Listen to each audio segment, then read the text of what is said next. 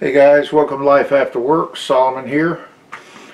After my last video, I was thinking about what this next video should be because I'm going to have a little downtime while I'm waiting for some parts that I've ordered to come in that'll deal with the rigging. The big decision that I made was on what type of ship this really is. Well, it's kind of going to be more like what kind of ship am I going to call it and am I going to move forward with. Well, I was looking at the hull. I felt like it needed a lot more discussion than I was going to do about it, because this was going to be just about showing some basic rigging and use this as a platform. Well, it turns out I got a number of comments, but Chuck at River Valley Railroad, he really helped me out. He made a comment and went straight to the hull and issues about the hull. So that helped validate for me that, yeah, I'm going to have to spend some time talking about this hull, the type of ship it is, the type of construction it is, and kind of what this model's about. Because obviously it's not a scale model. So give me a few minutes to set up. Well, for me it'll be a few minutes. For you it'll be pretty much in just a few seconds. And I'll get set up and we'll see if we can't clear up some things. Now, I'll be honest with you right from the start. I don't exactly know how I'm going to video this. It's a lot of stuff to get into, and I'll just have to work that out as I go along. Okay, the first question we have to ask is, what kind of a prototype was there for this model? That way I can determine a general size and dimension table, and with that I could easily determine a scale. That would, believe me, this is not a scale model, but at least if I used a scale that this seemed to represent, things would keep looking pretty good to the eye. After looking at both the model and the 15th through 19th century sailing ships, I've decided that this is best described as a carrack. So what is that? Now, even though the term carrack doesn't mean much to most modelers or even people interested in ships, they're very familiar with it, and you'll understand why I say that. But it was a 3 or 4 masted ocean-going sailing ship, and you got to think back about the earliest days of that when I say ocean-going. And it was developed in the 14th and 15th centuries in Europe, and is attributed mainly to the Portuguese. In its most developed form, the carrack was here's a new term, we'll get to this in a minute, a Carvel-built ocean-going ship, large enough to be stable in heavy seas and for a large cargo area and provisions needed for very, very long voyages. Now, I'll be honest with you, I had a preconceived idea of what I thought this was based on a very popular, very well-known ship of the day. And let me get over here because I'm going to be putting pictures up right over here. Carracks were square rigged on the foremast and mainmast, and lateen rigged. Okay, I'm going to try this again. I've recorded this several times, and I have to do that quite a bit. I only do a video just a little bit each day. I can't work for hours on end. Mostly this new medication I'm on. But at any rate, I'll fall back and regroup and do several of these videos over. Now, I'm going to give you some information, and I've looked at my last attempt, and I guess I should have mentioned I will explain more about some of these terms as we go forward with the ship. But let's talk about a carrack. Well, the carracks are square rigged on the foremast and on the mainmast. And I'll get to what those terms mean later. And lateen rigged on the mizzenmast. Lateen rigged also is translated as Latin rigged in some of the information I've read. They had a high rounded stern with a large aft castle and a large forecastle and a bowsprit way up at the stem. I'll show you what those are. As the predecessor of the galleon, the carrack is considered one of the, it's the style of ship that really dictated ship designs for 300 years. And if we look at the old movies and we see the old sailing vessels, pirate ships, galleons, whatever, not all of them are galleons. And we'll get into some of the differences there and why I've determined that this is a carrack instead of a galleon. Okay, so primarily for this video I wanted to address the hull, even though I said this was going to be a platform for rigging. We can get to that next video, but I'm going to show you some pictures of some carracks. Now the first one is one that everyone knows about, and we know the time frame that it existed. It's simply the Santa Maria, Christopher Columbus's flagship, if you want to call it that. Here's a picture of it. I'll put it up here, and I'll have to maybe get over this way a little bit, give myself plenty of room. As you can see, there are a lot of similarities in this vessel to the dust collector that I've got. It's square rigged, you can see that on the foremast and mainmast, and it's lateen rigged at the stern and the mizzenmast. Now on some ships they have what appear to be two mizzenmasts.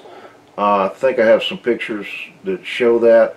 The second mast, which would be the fourth mast on the ship, isn't really a mizzenmast. It's called a Bonaventure, but it's still rigged with the same kind of sails, but it's just not called a mizzen. As far as I know, the Santa Maria didn't have any cannon on board, so I elected not to call the dust collector the Santa Maria. And the main mast is a little further back. It's a little bit different, but it's all basically the same thing. It's got that high stern and the high bow. And truthfully, good old Chris, he didn't like the Santa Maria. In fact, I've done some reading that says he called it una muccia, which is Italian for a cow. It didn't steer well, it didn't navigate well, so he didn't particularly like it. Now, Ferdinand Magellan used a carrack, and of course all the pictures I've seen of Ferdinand Magellan's ship, they look like all the rest of them, but it was a little bit newer because he started his round the world trip in 1519, some years after Christopher Columbus. Naturally, Chris was the first to discover that he could cross the Atlantic. But anyway, Magellan circumvented the globe on his carrack style ship, and he kind of proved that design was a really good design for a long journey. Okay, now this over here, I get backwards on my camera sometimes. This is a model of a typical Portuguese carrack. And remember, the Portuguese are the ones who developed this style of ship. And it's from the early 1500s.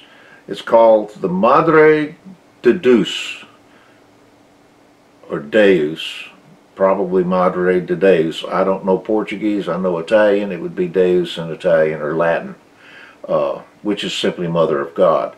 Now this is a ship that actually spurred the British into trading in the Far East. The Portuguese were bringing a lot of good stuff home, and the Brits decided they'd get in on it. And it is very much like the ship that Magellan had. It's more developed, has cannon aboard, and truthfully, Magellan was probably far better funded than Columbus was, since they now knew what was out there in the world to be had. So this is the ship that I'm pretty much looking at the Dust Collector emulating as I work on it. One of the things that was pointed out in the comments from my last video was why the Dust Collector didn't show any planks on the hull. It was just a smooth plywood hull. And couldn't I scribe in some hull lines or something like that? Well, there's more problems than just that. But I had mentioned that the Carrack was a Carvel built ocean going ship. Well, what does that mean? Well, here's a slide up here of the previous type of construction called a clinker built hull. That's the overlapping planks. Well, what the Portuguese did with the Carvel built, and I'll put that up there now. Carvel built was butt jointed planks, and in between the planks they put oakum and pine tar and pitch as a waterproofing, and of course as the wood, they didn't go out and varnish these things, okay? They weren't shiny and pretty, but as they got wet the wood would swell, and that would even add more waterproof to it. But they had a constantly operating bilge thing going, and hand pumped. So anyway,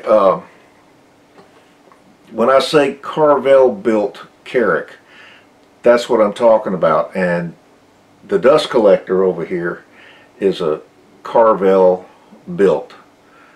At least that's what it's going to be if I decide to do anything with the hull. So anyway, what I'd like you to do in the comments as I go into this hull a little more, I'd like you to be thinking about whether or not you think I should do anything to the hull to fix it. Wasn't the initial plan, but hey, you know, what else have I got to do? So let's move on with a little more discussion. So all in all, the overall shape of the Carrack hull was much like this. Yep, a bathtub. Very broad. It was such a popular shape back in the day that it's still in use today as a bathtub, and it's still designed to carry large heavy cargo. Well, if you lived in East Tennessee, you probably understand what I'm talking about. Okay, enough of the silliness, but you get the point. The General Carrack design ended up in this model. It's an old model, obviously, from the picture, but this has everything on it exactly as I want on the Dust Collector. Again, whether I modify the hull or just use this as a rigging example is going to be up to you, and I'll read your comments. I'll count the number of fix the hulls versus leave it alone, and whoever wins, that's what I'm going to do. Anyway, the next topic we're going to get to, and I'll probably take a break here, but the next topic is going to be what kind of scale and dimensions am I going to assume for the Dust Collector. The Dust Collector sitting here, it's not a scale model, I'm sure of that. However, if I add anything or do anything to it other than what's here, and I will be adding some things, I want them to look correct. Not perfect, not scale, but just look correct. And to do that, I need to establish a scale. So I'll be discussing that in my next video.